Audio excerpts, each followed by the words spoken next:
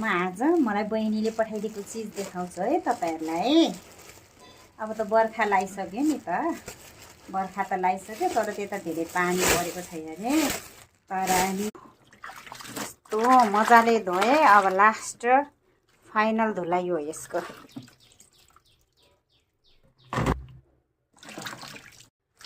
यो च्याउलाई धोएको के यो च्याउ यस्तो मजाले धोए। अब लास्ट फाइनल धुलाइ हो यसको।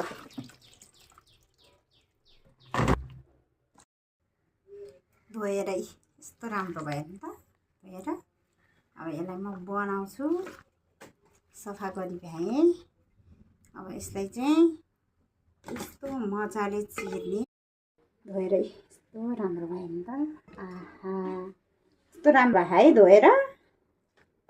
अब यसलाई यसरी चिर्ने, कोही त फुक्न लाग्यो नि त।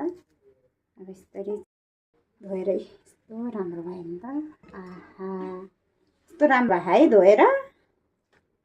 अब यसलाई यसरी चिर्ने, कोही त फुक्न लाग्यो नि त। अब यसरी ल। अब यो च्याउ पाकेर पनि रेडी भयो। ल अब म रोटी बनाउँछु, त्यसपछि यो च्याउसँग खाने।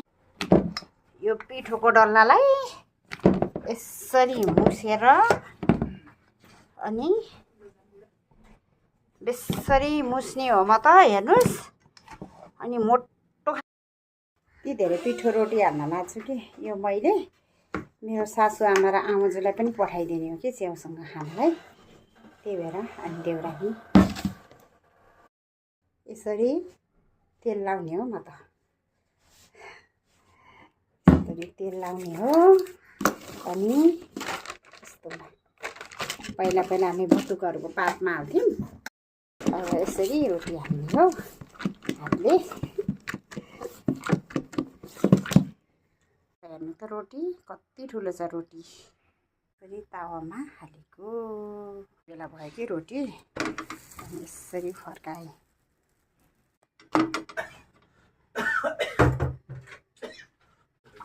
कता ल अब रोटी उस्क्यो। हेर्नुहोस् त कति राम्रोसँग उस्किन्छ। यस्तै फुलेको रोटी मात्रै राम्रो लाग्छ फेरि मलाई।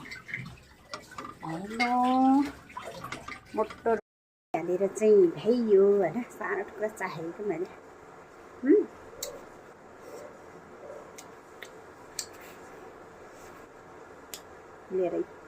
फुलेर ल पक्का